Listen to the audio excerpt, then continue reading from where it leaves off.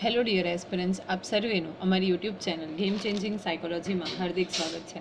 આજના વિડીયોમાં આપણે પ્રોબેશન ઓફિસર, ચીફ ઓફિસર તેમજ અન્ય કેટલીક સરકારી પરીક્ષાઓ માટે સમાજ કાર્ય એટલે કે સોશિયોલોજી સબ્જેક્ટ અગત્યનો છે અને જે વિદ્યાર્થીઓ bachelor in social work, sociology અને માસ્ટર ઇન સોશિયોલોજી સાથે સંકળાયેલા છે તો તેમના માટે પણ આ સબ્જેક્ટ ખૂબ અગત્યનો છે. આપ સૌ જાણો છો એ પ્રમાણે પ્રોબેશન ઓફિસરનો હાલમાં જ નવો સિલેબસ ડિક્લેર થઈ ચૂક્યો છે અને એ અંતર્ગત લગભગ 33 માર્ક્સ જેટલું વેઇટેજ જે છે એ સમાજશાસ્ત્ર વિષયને આપવામાં આવ્યું છે અને એ નવા અભ્યાસક્રમના પ્રકરણ નંબર 2 એટલે કે યુનિટ નંબર 2 મુજબ માનવ સંબંધોની વ્યવસ્થા તરીકે સમાજ, સમુદાય અને શાસ્ત્રીય સિદ્ધાંતોની આપણે ચર્ચા કરી રહ્યા છે. અગાઉના વિડીયોમાં આપણે સમાજ વ્યવસ્થા એટલે શું, સમુદાય એટલે શું, સાથે સાથે સમુદાયની અલગ અલગ વ્યાખ્યાઓ, એની લાક્ષણિકતાઓ અને એ અંગેની ડિટેલમાં આપણે ચર્ચા કરી હતી. જો તમે અગાઉના વિડીયો જોયા ન હોય તો પ્લેલિસ્ટમાં જઈને વિડીયોઝ જે છે એ તમે ચેક કરી શકો છો. ઓકે, આજના વિડીયોમાં આપણે સમાજ અને જૂથો જે અગાઉનો ટોપિક છે એ વિશેની ડિટેલમાં ચર્ચા કરવાના છે. તો સમાજો હજારો વર્ષથી આસપાસ છે. ઓકે, અગાઉના વિડીયોમાં પણ આપણે જોયું હતું કે જે સિવિલાઇઝેશનની આપણે વાત કરીએ, ભલે એ હડપ્પિયન સિવિલાઇઝેશન હોય તો એમાં પણ બેઝિકલી આપણે જોઈએ તો ત્યાંના લોકો પણ એક સમુદાય એટલે કે જૂથમાં રહેતા હતા અને જો સમાજની વાત કરીએ તો એ હજારો વર્ષથી કાર્યરત છે. તકનીકી એટલે કે ટેકનિકલી ઉપલબ્ધતાએ આ સમાજોના કદ અને ટકાઉપણાને ખૂબ પ્રભાવિત કર્યો. ખડકો, લાકડીઓ, ભાલા, કુહાડી, ધનુષ અને તીર, હળ, હાથના સાધનો, ખીલી, સ્ટીમ એન્જિન, વીજળી, કારખાનાઓ, ઘડિયાળો, કમ્પ્યુટર ચિપ્સ અને અન્ય તકનીકી પ્રગતિઓએ આ ઘણા વર્ષોમાં સમાજના સ્વભાવમાં મોટા પ્રમાણમાં ફેરફાર કર્યો છે. આપ સૌ જાણો છો એ પ્રમાણે જે પ્રિમિટિવ મેન એટલે કે આદિમાનવ હતા તો એ એજને આપણે સ્ટોન એજ તરીકે ઓળખીએ છીએ એટલે કે પથ્થરનો યુગ તરીકે ઓળખીએ છીએ. શા માટે? કારણ કે એ ટાઈમમાં જે કોઈ વીપન્સ બન્યા હતા એટલે કે સાધનો બન્યા હતા એ પથ્થરનો ઉપયોગ કરીને બનાવવામાં આવ્યા હતા. તો ત્યારથી ખડક, પછી ધીરે ધીરે લાકડી, એના આધારે પછી ભાલા બનાવવામાં આવ્યા, કુહાડી, ધનુષ અને તીર બન્યા, પછી હળ, હાથના સાધનોની ઉત્પત્તિ થઈ, ધીરે ધીરે લોખંડ છે એનો વિકાસ થતાં ખીલી જે છે, કોલસાનો વિકાસ થતાં સ્ટીમ એન્જિન, વીજળી, કારખાના એટલે કે ઇન્ડસ્ટ્રીઝ, ઘડિયાળો આવી, કમ્પ્યુટર ચિપ્સ આવી અને અન્ય ઘણી બધી. હવે આજના સમયમાં આપણે વાત કરીએ તો એઆઈ એટલે કે આર્ટિફિશિયલ ઇન્ટેલિજન્સનો જમાનો છે. તો આજે બધી ટેકનિકલી આપણે ડેવલપમેન્ટ કર્યું એના આધારે સમાજમાં પણ ઘણા મોટા પરિવર્તનો થયા છે. એક સમયની આપણે વાત કરીએ તો ત્યારે ઇલેક્ટ્રિસિટી પણ અવેલેબલ ન હતી અને આજની આપણે વાત કરીએ તો 365 ડેઝ ઇલેક્ટ્રિસિટી અવેલેબલ હોય છે. ત્યારે ઇન્ટરનેટ નામની કોઈક વસ્તુ ન હતી અને આજે કદાચ ઇન્ટરનેટ વગર આપણા જીવનને કલ્પવું લગભગ મુશ્કેલ થઈ ગયું છે. તો જે ટેકનિકલ ચેન્જીસ આવ્યા છે, ઓકે, ડેવલપમેન્ટ થયો છે એના આધારે જે સમાજ છે એમાં પણ ઘણો મોટો વાસ્ટ ડિફરન્સ જે છે એ નોંધાયો છે. એક જૂથ સામાજિક બની ગયું છે જ્યારે તેના સહભાગીઓ વચ્ચે ક્રિયા પ્રતિક્રિયા થાય છે. ઓકે, એક જૂથ જે છે એ શું બન્યું છે? સામાજિક એટલે કે સમાજને આધારિત બની ગયું છે. કારણ કે તેમાં જે રહેતા જે કોઈ વ્યક્તિઓ છે, સહભાગીઓ છે, એની વચ્ચે શું થાય છે તો ક્રિયા અને પ્રતિક્રિયા એટલે કે એક્શન અને રિએક્શન થાય છે. સામાજિક પ્રતિક્રિયા તેની મૂળભૂત સ્થિતિ છે. તો આપણને પૂછાઈ શકે કે સમાજને લગતી જે કોઈ આપણે એક્શન ઇન્ટરેક્શન કરીએ છીએ, સામાજિક ક્રિયા પ્રતિક્રિયા એની મૂળભૂત એટલે કે પાયાની સ્થિતિ છે. બજારોમાં, મેળાઓમાં, ટ્રેનમાં મુસાફરી કરતા લોકો સામાજિક જૂથો નથી કારણ કે તેમની વચ્ચે સામાજિક ક્રિયા પ્રતિક્રિયા અસ્તિત્વમાં નથી. ખૂબ અગત્યનું છે કે આપણે મેળામાં જઈએ કે ટ્રેનમાં જઈએ, બસમાં મુસાફરી કરતા હોય, બજારમાં જતા હોઈએ તો એ ભલે ગ્રુપ ઓફ પીપલ છે જે આપણને ત્યાં અવેલેબલ થાય છે, આપણે જોઈ શકીએ છીએ, પરંતુ આપણે એને સમુદાય ન કહી શકીએ. શા માટે સમુદાય ન કહી શકીએ? કારણ કે ત્યાં જે સામાજિક જૂથો નથી, પ્લસ ત્યાં ક્રિયા પ્રતિક્રિયા સમાજને અનુલક્ષીને થતી નથી. ઓકે, એટલે ભલે ત્યાં મેળાવડાઓ છે, ઘણા બધા લોકો જોવા મળે છે, પણ એને આપણે સમુદાય તરીકે વ્યાખ્યાયિત ન કરી શકીએ કારણ કે એની વચ્ચે સામાજિક ક્રિયા પ્રતિક્રિયા થતી નથી. ઓકે, ખાલી ફોર્મલ આપણે કહી શકીએ કે ડિસ્કશન થાય છે અથવા તો કરસ્પોન્ડન્સ થાય છે બજારમાં જઈએ, મેળામાં જઈએ ત્યારે, પરંતુ સામાજિક ક્રિયા પ્રતિક્રિયા નથી અને એટલા માટે એ સામાજિક જૂથ તરીકે ગણી ન શકાય. એમ્સ્ટરડેમ અને ન્યૂયોર્કમાં બે વ્યક્તિઓ એકબીજાથી દૂર હોવા છતાં ટેલિફોન ઉપર વાતચીત કરે છે. તેથી સામાજિક પ્રતિક્રિયા એ સામાજિક જૂથોની મૂળભૂત સ્થિતિ છે. અહીં તમને એક્ઝામ્પલ આપ્યું છે કે કોઈ એક વ્યક્તિ છે જે છે એમ્સ્ટરડેમ અને ન્યૂયોર્કમાં બે વ્યક્તિ રહે છે. એ એકબીજાની સાથે ટેલિફોનિક ડિસ્કશન કરે છે, વાતચીત કરે છે, તો એને આપણે સામાજિક જૂથ કહી શકીએ. પરંતુ જે બજાર છે, મેળા છે, ટ્રેન છે, તો ત્યાં સામાજિક જૂથ નથી, કારણ કે ત્યાં સામાજિક જે પ્રતિક્રિયા થવી જોઈએ એ ક્રિયાઓ થતી નથી. સામાજિક જૂથોને બે સંબંધિત ખ્યાલોથી અલગ પાડવાનું મહત્વપૂર્ણ છે. એક સામાજિક શ્રેણીઓ અને એક છે સામાજિક એકત્રીકરણ. તો આ પણ અગત્યનું છે કે સામાજિક જૂથોને સંબંધિત ખ્યાલોથી કેટલા પ્રકારે અલગ કરી શકાય. તો એક તો સામાજિક શ્રેણીઓથી અલગ કરી શકાય અને બીજું છે સામાજિક એકત્રીકરણથી અલગ કરી શકાય. સામાજિક કેટેગરી એ વ્યક્તિઓનો સંગ્રહ છે જેઓ ઓછામાં ઓછી એક વિશેષતા સમાન ધરાવે છે, પરંતુ અન્યથા ક્રિયા પ્રતિક્રિયા કરવી જરૂરી નથી. તો વોટ ઇઝ સામાજિક કેટેગરી એટલે કે સોશિયલ કેટેગરી? તો એ વ્યક્તિઓનો તો સંગ્રહ છે જે ઓછામાં ઓછી એક વિશેષતા સમાન ધરાવે છે. એટલે કે ઓછામાં ઓછી એક જે વિશેષતા છે એ બધા વચ્ચે શું છે? કોમન છે. કેટલી? ઓછામાં ઓછી એકથી વધારે પણ હોઈ શકે, પરંતુ ક્રિયા પ્રતિક્રિયા કરવી જરૂરી નથી. તો એક વિશેષતા કોમન છે તો ઓકે, ત્યાં કોઈ પણ પ્રકારની ક્રિયા પ્રતિક્રિયા એટલે કે એક્શન અને રિએક્શન કરવું જરૂરી નથી. મહિલા સામાજિક વર્ગનું ઉદાહરણ છે. બધી સ્ત્રીઓમાં ઓછામાં ઓછી એક વસ્તુ સામાન્ય હોય છે, જેમ કે ભલે તેઓ ક્રિયા પ્રતિક્રિયા કરતા નથી. તો કોઈ પણ જૂથ છે એની વચ્ચે એક જે વસ્તુ છે એ કોમન હોવી જોઈએ, ભલે તેઓ ક્રિયા પ્રતિક્રિયા કરતા નથી. ફોર એક્ઝામ્પલ આપણે લઈએ સ્ટુડન્ટ. તો સ્ટુડન્ટનું એક જૂથ છે જેઓનું એક જે કોમન વિશેષતા છે કે બધા સ્ટડી સાથે સંકળાયેલા છે. તો ભલે તેઓ એકબીજા સાથે અરસપર વાતચીત કરે યા ના કરે એનાથી કોઈ ફરક પડતો નથી, પરંતુ છતાં તેઓ શું કહી શકાય? તો એક સામાજિક વર્ગનું ઉદાહરણ કહી શકાય. એશિયન રિકેનો એ સામાજિક શ્રેણીનું બીજું ઉદાહરણ છે, કારણ કે તમામ એશિયન રિકનોમાં બે સમાન બાબત છે: તેમની વંશીય પૃષ્ઠભૂમિ અને યુનાઇટેડ સ્ટેટ્સમાં તેમનું રહેઠાણ. પછી ભલે તેઓ અન્ય કોઈ સમાનતાઓ અને વાતચીત કરતા ન હોય અથવા તો શેર કરતા ન હોય. જેમ કે આ ઉદાહરણો સૂચવે છે કે લિંગ, જાતિ અને વંશીયતા એ કેટલાક સામાજિક શ્રેણીઓ માટેનો આધાર છે. ઓકે, અહીં એક્ઝામ્પલ આપેલું છે એશિયન રિકનોનું, જેઓ તમામ એશિયનમાં બે બાબતો મૂળભૂત છે. એક તો એમનો વંશ અને એમની તરફથી જે કોઈ પૃષ્ઠભૂમિ છે એટલે કે એમનો ઇતિહાસ એ, અને યુનાઇટેડ સ્ટેટ્સમાં તેઓ જે જગ્યાએ રહે છે એ. તો ભલે બીજી કોઈ સમાનતાઓ નથી અને સાથે તેઓ એકબીજા સાથે વાતચીત પણ નથી કરતા, છતાં પણ એ શું કહેવાય? તો સામાજિક શ્રેણીના ઉદાહરણ કહેવાય. મતલબ કે એક ગ્રુપ કે જે ઓછામાં ઓછી એક જે લાક્ષણિકતા છે કોમન ધરાવે છે, ભલે પછી તેઓ અંદર કોઈ પણ પ્રકારનો વ્યવહાર કરતા હોય કે ન કરતા હોય, છતાં પણ આપણે એને સામાજિક શ્રેણી તરીકે ઇન્ડિકેટ કરી શકીએ. શરૂઆતમાં શિકાર અને ભેગી થતી સોસાયટીઓ એવી હતી કે જેમની અર્થવ્યવસ્થા પ્રાણીઓના શિકાર પર આધારિત હતી અને વિશ્વના સમગ્ર ઇતિહાસમાં વનસ્પતિ એકત્ર કરવી ખૂબ સામાન્ય હતી. આખરે બાગાયતી અને પશુપાલન મંડળો પ્રાણીઓના પાળવા અને છોડની ખેતી કરવા માટે હાથના સાધનોના ઉપયોગ દ્વારા વર્ગીકૃત કરવામાં આવ્યા હતા અને સદીઓથી ટકી રહ્યા છે. જો આપણે પ્રિમિટિવ એજની વાત કરીએ તો પ્રિમિટિવ માણસ જે હતો એટલે કે આદિમાનવ હતો એ બેઝિકલી શિકાર કરતો હતો, અને શિકાર કરી અને તેમની જે અર્થવ્યવસ્થા હતી એટલે કે એમનું જે રોજિંદુ જીવન હતું એ પ્રાણીઓના શિકાર ઉપર આધારિત હતું. તો ભલે કોઈ પણ કમ્યુનિટીનો પ્રિમિટિવ મેન હોય, ભલે એક્સ જગ્યા ઉપર રહેતો હોય, વાય જગ્યા ઉપર કે ઝેડ જગ્યા ઉપર, એની અર્થવ્યવસ્થા એટલે કે એની કામ કરવાની પ્રણાલી સેમ હતી કે પ્રાણીઓનો શિકાર કરવો. પછી ભલે એ એકબીજા સાથે ઇન્ટરેક્શન કરતા હોય યા ન કરતા હોય, એને આધારે કોઈ ફરક પડતો નથી. ધીરે ધીરે સમય જતાં શું થાય છે કે બાગાયતી ખેતી, પશુપાલન એ બધી વસ્તુઓ સ્વીકૃત થાય છે, ધીરે ધીરે એનું ડેવલપમેન્ટ થાય છે અને સદીઓથી એ વસ્તુ છે ઇવન ટુડે આજે પણ આપણે એ ફોલો કરી રહ્યા છે. છેલ્લી કેટલીક સદીઓમાં કૃષિ સમાજનો વિકાસ થયો. કૃષિ મંડળીઓ પાક અને પશુધન એટલે કે હળને ટેકો આપવા માટે અદ્યતન તકનીકોનો ઉપયોગ કરશે અને પશ્ચિમી સમાજોમાં મુખ્ય આધાર બન્યો, જેણે ઔદ્યોગિક ક્રાંતિને સમાજના સભ્યોને ખવડાવવા માટે સક્ષમ બનાવ્યું. જો પહેલાંના સમયની આપણે વાત કરીએ તો આદિમાનવ જે હતો એ અજાણતા જ એમણે જે સીડ્સ છે બિયાએ ફેંક્યા અને તેણે જોયું કે એમાંથી ધીરે ધીરે જે છોડ છે એ ઉગે છે. પછી એ ઓબ્ઝર્વેશન કરીને ફરજિયાતપણે ખેતી કરતો થાય છે.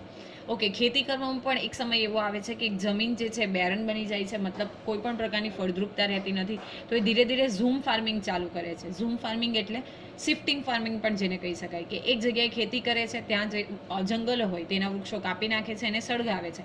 એમાંથી જે એશ બને છે એટલે કે રાખ બને છે એનો જે શું કરે છે ખાતર તરીકે ઉપયોગ કરે છે. જ્યાં સુધી એ ક્રોપ રેડી નથી થઈ જતું, એને હાર્વેસ્ટિંગ નથી થઈ જતું, ત્યાં સુધી એ ત્યાં જ રહે છે. પછી ફરીથી એક બીજી જગ્યાએ મૂવ કરે છે, તો એને શિફ્ટિંગ એગ્રીકલ્ચર અથવા તો ઝૂમ એગ્રીકલ્ચર કહી શકાય.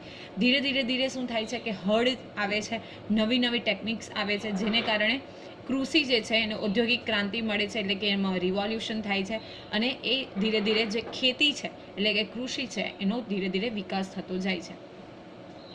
ઔદ્યોગિક મંડળીઓ ઉત્પાદન માટે માણસો અને પ્રાણીઓને બદલે મશીનરી અને ઉર્જાના સ્ત્રોતો એટલે કે સ્ટીમ એન્જિનનો ઉપયોગ કરે છે.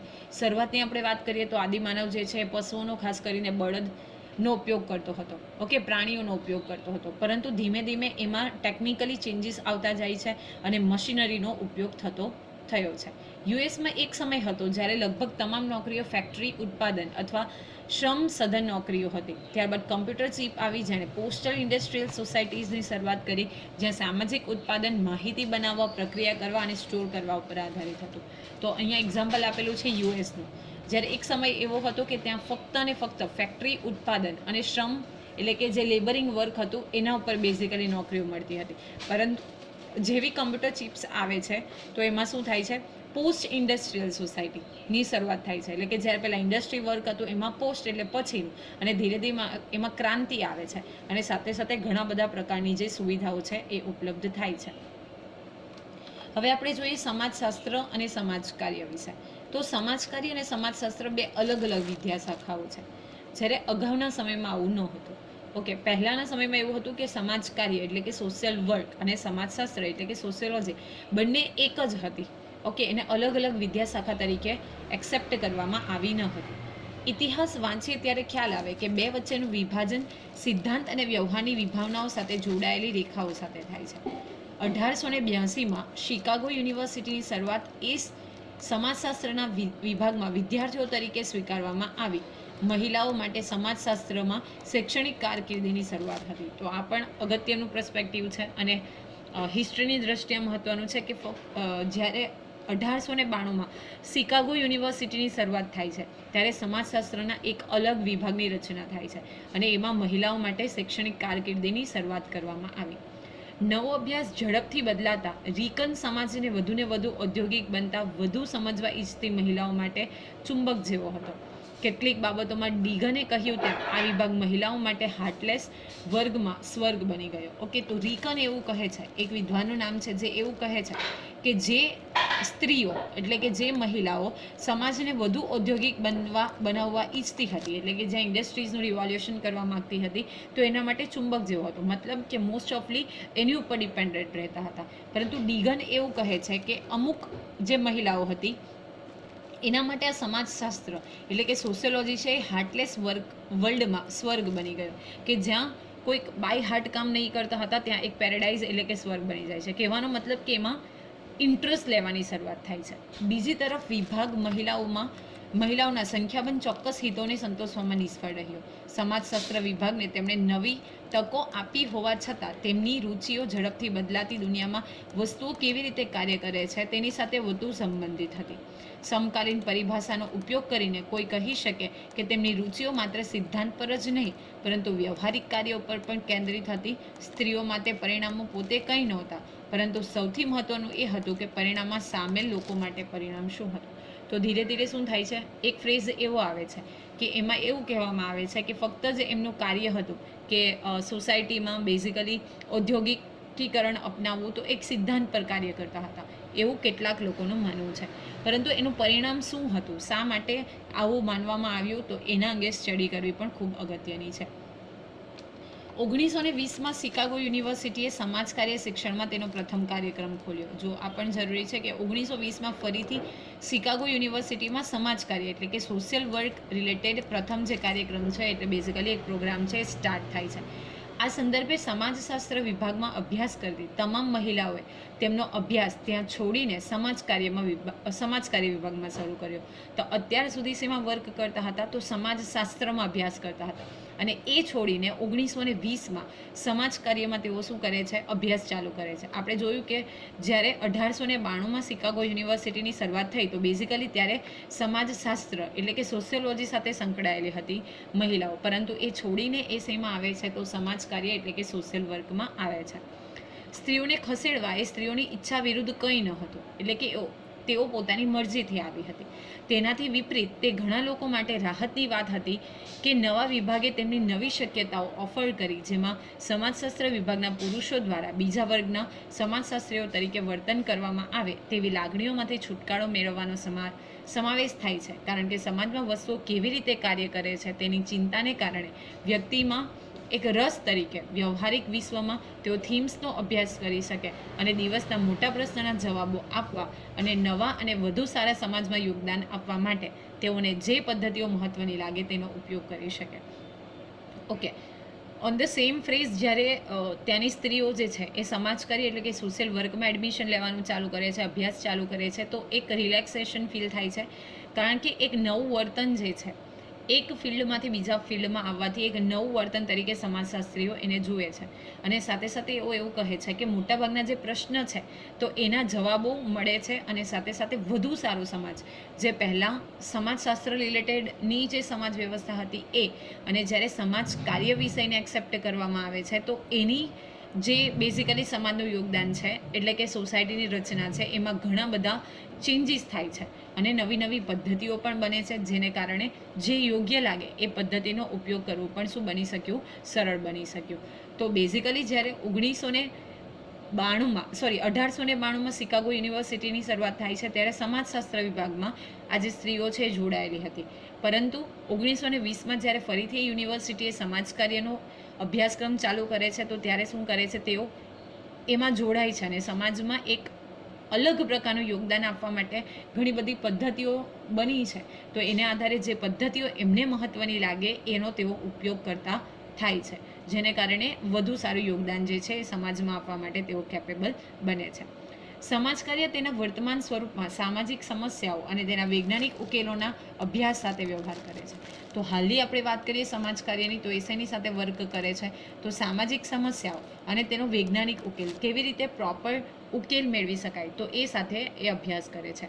સમાજના વિવિધ એકમો વચ્ચે એકીકરણ એટલે કે યુનિફિકેશન સ્થાપિત કરવા તરફ તેના કાર્યો, સમાજકાર્ય માધ્યમો અને રીતો સૂચવે છે જેના દ્વારા સમાજના વિવિધ એકમો વચ્ચે આવાસ અને ગોઠવણ પ્રાપ્ત થાય છે. સમાજશાસ્ત્ર અને સમાજકાર્ય બંને સમાજને આવશ્યકપણે સામાજિક સંબંધોના નેટવર્ક તરીકે જુએ છે. ઓકે, તો સમાજકાર્ય જે છે એક મીડિયમ્સ અને મેથોડ્સ એટલે કે માધ્યમ અને રીત સૂચવે છે જેના દ્વારા શું થાય છે, વિવિધ એકમો વચ્ચે ગોઠવણ અને એકબીજા વચ્ચે સંતુલન જે છે એ પ્રાપ્ત થાય છે. પરંતુ સમાજશાસ્ત્ર સમાજ અને તેની સમસ્યાઓનું વૈજ્ઞાનિક વિશ્લેષણ પ્રદાન કરે છે, જ્યારે સમાજ કાર્ય એ વૈજ્ઞાનિક ઉકેલ માટે સૌથી વધુ વૈજ્ઞાનિક અને યોગ્ય માધ્યમો અને પદ્ધતિઓ પ્રદાન કરે છે. તો આ પણ જરૂરી છે કે સમાજશાસ્ત્ર એ શું છે, સમાજ અને તેની સમસ્યાનું વૈજ્ઞાનિક વિશ્લેષણ એટલે કે વૈજ્ઞાનિક ઢબે એને કેવી રીતે સોલ્વ કરી શકાય એ અંગેની માહિતી પૂરી પાડે છે. જ્યારે આપણે સમાજ કાર્યની વાત કરીએ તો એ શું કરે છે, તો વૈજ્ઞાનિક અને યોગ્ય માધ્યમો એટલે કે અહીંયા માધ્યમો પ્રદાન કરવામાં આવે છે અને ત્યાં વૈજ્ઞાનિક ખાલી વિશ્લેષણ પ્રદાન થાય છે. જ્યારે સમાજ કાર્યમાં એ જે સમસ્યા છે એના નિરાકરણ કરવા માટેની પદ્ધતિઓનો પણ સમાવેશ થાય છે. જો કે સમાજકાર્ય અને સમાજશાસ્ત્ર વચ્ચેના વિશેષમાં અંકમાં સ્પષ્ટ તફાવત થાય છે કે ભારપૂર્વક મતલબ એવું સ્પષ્ટ થાય છે કે બે શાખાઓ વચ્ચેની સીમાઓ એટલી બધી સ્પષ્ટ નથી. ચોક્કસ શિસ્તને ચોક્કસ સિદ્ધાંત એક પ્રકારની માલિકી આપવી તે સામાન્ય છે. આપણે સાંભળવા અને વાંચવા માટે ટેવાયેલા છીએ કે જે સામાજિક સિદ્ધાંતો છે અને ફિલોસોફરે એવું કહ્યું છે કે ચોક્કસ હેતુઓ માટે આ સામાન્ય છે અને મહત્વપૂર્ણ છે. પરંતુ આ નામકરણ પણ એક ફ્રેમિંગ બતાવે છે અને એવા મુદ્દા જ્યાં સિદ્ધાંતો અને વસ્તુઓના પ્રશ્નોની ચર્ચા કરવામાં આવે છે તે વિભાવનાઓ અને વંશવેલાની અંદર અવિશ્વસનીય શક્તિ તરફ પણ ધ્યાન કેન્દ્રિત કરવું મહત્વપૂર્ણ છે. તો આ તમે નહીં યાદ રાખશો તો પણ ચાલશે. એટલે બેઝિકલી બંને શાખાઓનું પોતપોતાનું મહત્વ છે. ઓકે, એક જે છે એ સમસ્યા અંગે વિચાર કરે છે, જ્યારે બીજાની આપણે વાત કરીએ તો એ સમસ્યામાંથી બહાર આવવા માટેની પદ્ધતિ બતાવે છે. ઇન શોર્ટ આપણે એવું કહી શકીએ કે સમાજ એ લોકોના સમૂહથી બનેલો છે જેઓ સામાન્ય રસ ધરાવે છે. સમાજની પેઢીઓ એ દાયકાઓ સાથે વિતાવેલા છે, અલગ થયા નથી અને એટલા માટે તેઓ સમાજના સભ્યો તરીકે રહીને ઉકેલી ન શકાય તેવી કોઈ પણ સ્થિતિને આધીન ન હોય. ઓકે, બેઝિકલી કોઈ પણ એવી પરિસ્થિતિ છે જેનું સોલ્યુશન ન આવતું હોય તો ઇન ધેટ કેસ બની શકે કે તેઓ અલગ થઈ શકે, બાકી તેઓ સમાજનો અભિન્ન અંગ છે.